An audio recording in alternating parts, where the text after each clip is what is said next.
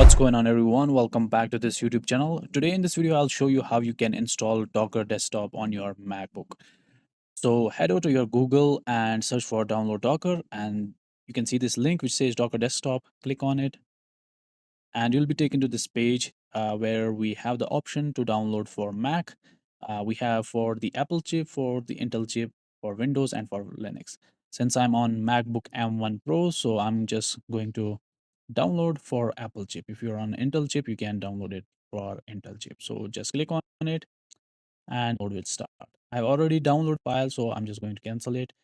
After it's done downloading, what you can do is you can click on this file and you'll be taken to this window where you need to drag and drop this icon inside applications. And you can see it's now saying copying Docker to applications. So let it finish. After that, let's close this. Let's go to the launchpad and search for Docker. Here is the Docker. I'm going to click on it. Now it's verifying Docker and let's click on open. Then you'll be taken to this window. Here, what you can do is you can simply click on accept and you will select the use recommended settings. Click on finish.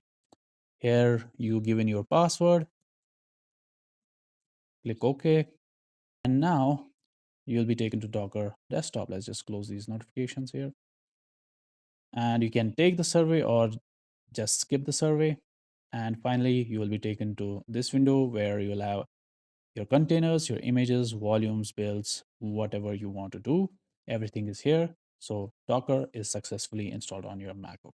So if you find this video helpful, give this video a thumbs up and please subscribe to my channel. It keeps me motivated for creating more videos like this. I'll see you in the next one. Till then, peace out.